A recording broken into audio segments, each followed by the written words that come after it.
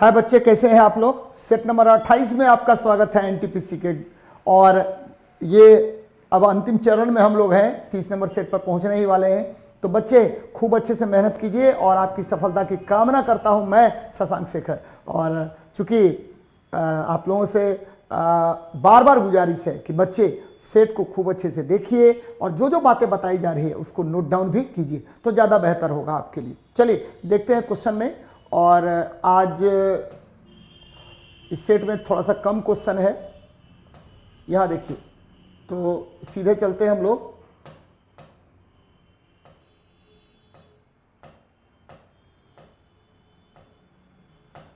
ये देखिए, सोना के जेवरों की शुद्धता को सुनिश्चित करने के लिए किस मानक चिन्ह का प्रयोग किया जाता है। तो इसका हॉलमार्क का प्रयोग करेंगे। मैं बार बार बताता भी हूं कि देखिए 22 कैरेट सोना अगर है तो याद रखिए, 22 कैरेट सोना अगर है तो इस पर क्या लिखा होता है, 916, यानी इसमें 916 लिखा होगा। हॉलमार्क में क्या लिखा होगा, 916। मैंने यहाँ पर पॉइंट भी डाला है, इसका मतलब है 91.6% इसमें क्या है, आपको सोना है। और ठीक है, आपका 8.4% इसमें क्या है, कॉपर है। क्योंकि आपको पता है कि शुद्ध सोने का, ठीक है, शुद्ध सोने का आभूषण नहीं बनाया जा सकता, इसीलिए 916 हॉलमार्क इसमें डाला रहेगा। कितना, 916 हॉलमार्क डाला रहेगा। दूसरा सोना 20 कैरेट का होता है, ठीक है, और 20 कैरेट का होगा। और याद रखिएगा कैसे निकालेंगे, तो 20/24, क्योंकि 24 कैरेट सोना सबसे शुद्ध सोना होता है। और गुना 100 कर दीजिए, क्या होगा, ठीक है, 4 पंच 20, 4 छक्के 24, और ये काटिए, 2 तिया 6 और 2 25 ये हो गया, ठीक है। तो 250 बटा कितना हो जाएगा, 3 काट दीजिए, तो 83.3 हो जाएगा बच्चे। क्या होगा, 83.3। तो 833 हॉलमार्क होगा, लेकिन इस पर लिखा कितना होगा, तो 83.3% इसमें सोना होगा और 16.7% इसमें क्या होगा, कॉपर होगा। तो ये बातें ध्यान में आपको रखनी चाहिए। आईएसआई मार्क जो होता है बच्चे, वो जनरली ठीक है इलेक्ट्रॉनिक गुड्स में होता है लगा हुआ, और एक मार्क ये जो है आपको खाद्य पदार्थों में, ठीक है, इसकी शुद्धता को ये करने के लिए एक मार्क लगा होगा। चलिए, तो ये सब बातें याद रखना है आपको, बार बार यहाँ से क्वेश्चन पूछा जाता है। चलिए नेक्स्ट देखते हैं। एक वस्तु पर कार्यरत एक बल उसे गति प्रदान करता है। तो यदि आपको समेशन ऑफ एफ बराबर 0 हो जाए तो इसको संतुलित बल कहते हैं, और यह बल वस्तु में गति उत्पन्न नहीं करेगा। दूसरा देखिए, यदि summation of f not equal to 0, यानी यह असंतुलित बल की अवस्था होगी, इसमें वस्तु में क्या होगा, गति उत्पन्न हो जाएगा। यानी किसी वस्तु में अगर हम बात करें तो असंतुलित बल ही उसमें गति उत्पन्न करता है। जबकि विद्युतीय बल क्या होता है बच्चे, तो दो आवेशों के बीच लगने वाला बल जो होता है उसको हम क्या कहते हैं, विद्युतीय बल कहते हैं। और विद्युतीय बल क्या होगा, तो 1/4πε0 Q1 Q2/r² होता है। और चुंबकीय बल क्या होता है, तो दो चुंबक के ध्रुवों के बीच लगने वाले बल को चुंबकीय बल कहा जाता है। तो ये सब बातें याद रखनी है आपको। आगे बढ़ते हैं। निम्न में से आयनिक यौगिक का कौन सा गुण होता है, ये ढलवा और नरम होता है, गलत बात है, ठीक है। ये कठोर होता है और मुलायम नहीं होता, ये गलत बात है। यह विद्युत सहसंयोजक बंधन के द्वारा बनता है। विद्युत संयोजक बंधन यानी आयनिक बंधन के द्वारा बना होता है। इनका गलनांक और क्वथनांक उच्च होता है। तो ये आपका सही है कि इनका गलनांक और क्वथनांक काफी हाई होता है, यानी आपका मेल्टिंग पॉइंट और बॉइलिंग पॉइंट इसका बहुत अधिक होगा बच्चे। मेल्टिंग पॉइंट और बॉइलिंग पॉइंट बहुत अधिक होता है। और बहुत सारे और भी गुण हैं, जैसे यह ठोस अवस्था में विद्युत का कुचालक होता है। यह ठीक है आपको जल में घुलनशील होता है, और घुलनशील अवस्था में यह विद्युत का क्या होगा, सुचालक होगा। यह कार्बनिक विलायकों में अघुलनशील होता है। तो ये सब बातें ध्यान में रखिएगा, यह बहुत अधिक कठोर होता है। चलिए देखते हैं नेक्स्ट क्वेश्चन को। ये देख लीजिए, वृक्षों में सामग्री के परिवहन में सहायक उत्तकों को क्या कहा जाता है। तो ऐसे उत्तकों को हम संवहनीय उत्तक कहते हैं। और संवहनीय उत्तक में दो प्रकार के उत्तक होते हैं। जालम से जल का प्रवाह होता है, और फ्लोएम से आपको याद होना चाहिए, बार बार मैं बताता हूं कि खाद्य पदार्थों का परिवहन होता है। जबकि विभाज्योत्तक, याद रखिएगा, विभाज्योत्तक मेरिस्टेमेटिक टिश्यूज कहा जाता है। ये पौधों के शीर्ष भाग में पाए जाते हैं, जहां पर क्या होगा, कोशिका विभाजन की तीव्रता अत्यधिक होगी और इससे पौधों में वृद्धि होता है बच्चे। चलिए आगे बढ़ते हैं, देखते हैं नेक्स्ट क्वेश्चन को क्या कह रहा है आपका। निम्न में से कौन सा कथन असत्य है। बच्चे पृथ्वी से ऊपर जाएंगे, कहां से, पृथ्वी से ऊपर जाएंगे तो जी का मान घटता है। याद रखिएगा गुरुत्वीय त्वरण जी बराबर क्या होता है बच्चे, गुरुत्वीय त्वरण जी बराबर gm/r² होता है, gm/r² होगा। पृथ्वी से ऊपर जाएंगे जी का मान घटेगा। और देखिए ठीक है, पृथ्वी के अंदर जाएंगे तो जी का मान क्या होगा, घटेगा।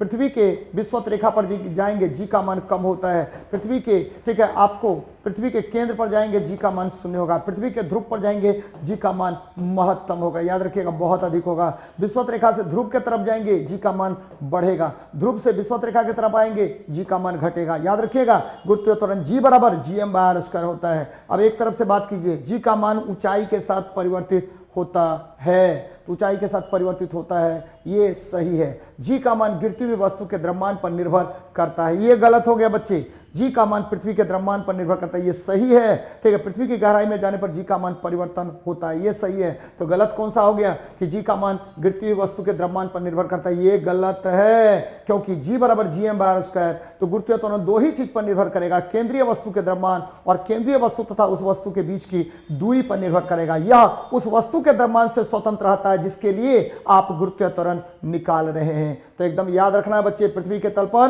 गुरुत्वीय त्वरण का मान 9.8 मीटर/सेकंड² होता है। चलिए देखते हैं, मैग्नीशियम के 144 ग्राम में ग्राम परमाणु मौजूद होते हैं। मैग्नीशियम परमाणु संख्या 12, एटॉमिक नंबर हो गया 12, और ठीक है एटॉमिक नंबर हो गया 12, और ये देखिए जेड हो गया एटॉमिक नंबर 12 है, और एटॉमिक मास हो गया 24।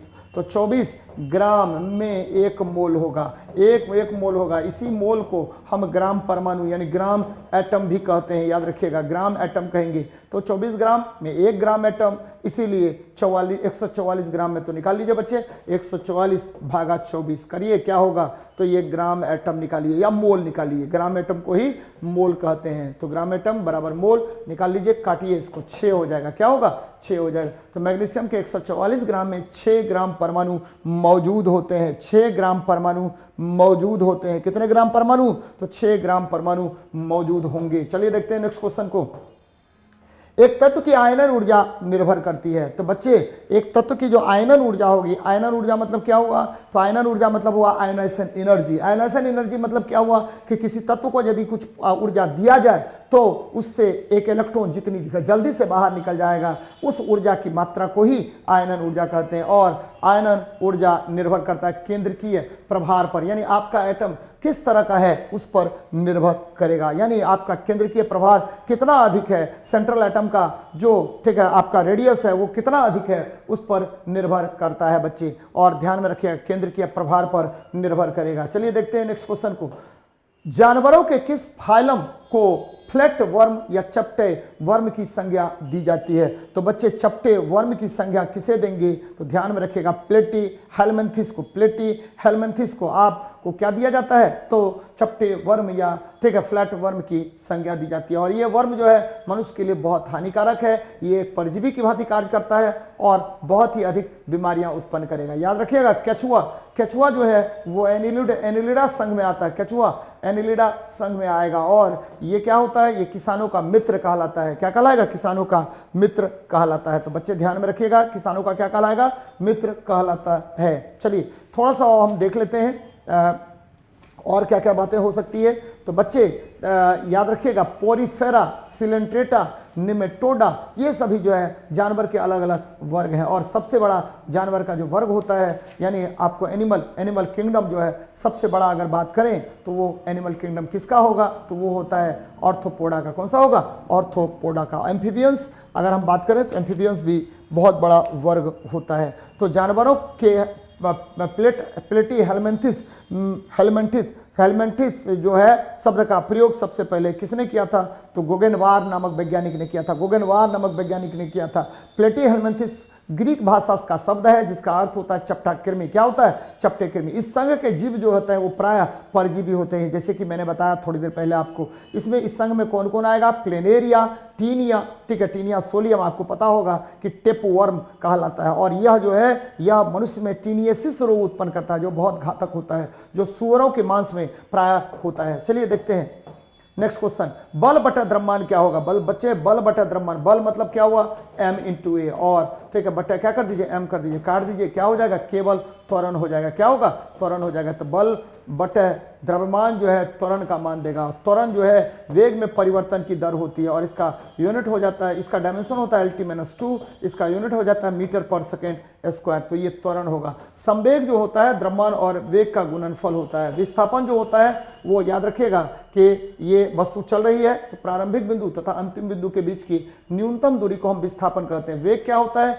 तो विस्थापन में परिवर्तन की दर को हम वेग कहते हैं बच्चे। विस्थापन में परिवर्तन की दर को हम वेग कहेंगे। चलिए आगे बढ़ते हैं, नेक्स्ट देखते हैं क्या कह रहा है। डैश पेशियों को हड्डियों से जोड़ता है। तो बच्चे पेशियों को हड्डियों से जोड़ने का काम जो होता है वह कंडरा करता है। कंडरा को ही हम टेंडन कहते हैं। क्या कहते हैं? कंडरा को ही हम टेंडन कहते हैं। और ये देखिए आंसर हो जाएगा कंडरा या टेंडन। और याद रखिएगा कि बच्चे याद रखना है आपको, क्या याद रखना है कि अस्थि से अस्थि को जोड़ने का कार्य लिगामेंट्स करता है और पूर्ण संधि में अस्थियों को के जोड़ों पर क्या पाया जाता है? लिगामेंट्स पाया जाता है। तो ये बातें याद रखनी है आपको। चलिए अब देखिए कि आपका जो हड्डी होता है वो calcium try calcium phosphate CH3PO4 hall 2 का बना होता है। CH3PO4 हॉल 2 का बना होता है। ठीक है, ध्यान में रखिएगा इसको। चलिए आगे बढ़ते हैं, नेक्स्ट क्वेश्चन देखते हैं। विद्युत बल्ब का तंतु आमतौर पर टंगस्टन का क्या होता है? बच्चे ये विद्युत बल्ब है। क्या है? विद्युत बल्ब है। और ये बल्ब जो है बच्चे यहां से देख लीजिए, ये बल्ब है और ये क्या हो गया? ये टंगस्टन का फिलामेंट है। और जब भी टंगस्टन के फिलामेंट की बात करेंगे तो इसका क्वथनांक और गलनांक दोनों बहुत अधिक होता है। इसका प्रतिरोध बहुत अधिक होगा, इसका मेल्टिंग पॉइंट बहुत अधिक होता है। और ये जो है आपको इसका जो गलनांक होगा वो 3422 डिग्री सेल्सियस होगा। और इसका जो सिंबल होता है वो W होता है बच्चे। क्या? उल्फ्राम बोलते हैं टंगस्टन को। तो इसकी उच्च प्रतिरोधकता तथा गलनांक के कारण, इसकी उच्च प्रतिरोधकता तथा गलनांक के कारण इसका उपयोग हम लोग करते हैं। किसमें? विद्युत बल्ब में करते हैं। ध्यान में रखिएगा कि जब विद्युत बल्ब जलता है तो लगभग 2000 से 2500 डिग्री सेल्सियस तापमान उत्पन्न करेगा। और यह भी ध्यान में रखना है कि विद्युत बल्ब जो है उसमें आर्गन और आर्गन का वाष्प भरा जाता है। आर्गन का वाष्प भरा जाता है। चलिए देखते हैं नेक्स्ट क्वेश्चन को। निम्नलिखित में से कौन सी धातु आयरन क्लोराइड में से लोहे को विस्थापित करती है? धातु आयरन क्लोराइड में से लोहे को, देखिए जो आयरन क्लोराइड से अधिक क्रियाशील होगा, जो आयरन से अधिक क्रियाशील होगा वो विस्थापित करने का कार्य करेगा। जैसे धातु आयरन क्लोराइड FeCl2 है बच्चे। अब देखिए के, ना, का, मग, अल, जन, ठीक है, फे, पब, यानी आपको ठीक है फेरस से ऊपर कौन है? जिंक है, एल्युमिनियम है। तो इसमें देखिए फेरस से ऊपर कौन है? जिंक है, एल्युमिनियम है, मैग्नीशियम है। ठीक है, जिंक है, एल्युमिनियम है, मैग्नीशियम है। तो विस्थापित नहीं करेगी पूछ रहा है क्वेश्चन में। तो फेरस हो गया। उसके बाद देखिए ठीक है फेरस से नीचे कौन कौन होगा? H, ठीक है, PbH, ठीक है, Cu, Hj, अज, ओ। तो ये देखिए ये इतना है। तो कॉपर विस्थापित नहीं करेगा, मरकरी विस्थापित नहीं करेगा, चांदी विस्थापित नहीं करेगा, सोना विस्थापित नहीं करेगा। तो यहाँ देखिए कौन नहीं विस्थापित करेगा? कौन सी धातु आयरन क्लोराइड से लोहे को विस्थापित नहीं करेगी? जस्ता विस्थापित करेगा, चांदी विस्थापित नहीं करेगा, एल्युमिनियम करेगा, मैग्नीशियम करेगा, लेकिन चांदी नहीं करेगा क्योंकि चांदी कम क्रियाशील है। चांदी जो है आपको पता होनी चाहिए कि सबसे अधिक ठीक है विद्युत चालकता किसकी होती है? तो चांदी की होती है। तो ये बातें ध्यान में रखिएगा। चलिए आगे बढ़ते हैं, नेक्स्ट क्वेश्चन देखते हैं क्या है आपका। निम्नलिखित में से कौन सा एक कोशिकीय जीव का उदाहरण है? तो बच्चा एक कोशिकीय जीव का उदाहरण आप लोग बताइए क्या है? प्रोटोजोआ है। क्या है?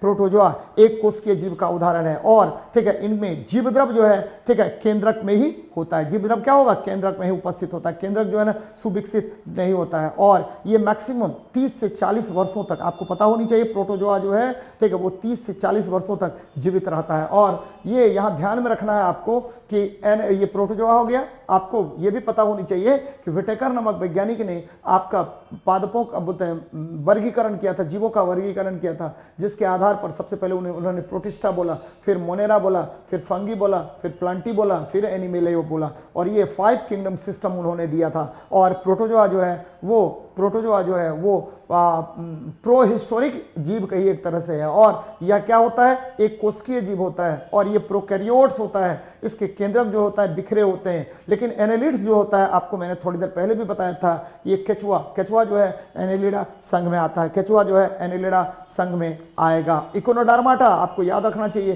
कि ये जंतु समुद्री जीव होते हैं। कौन से जीव होंगे?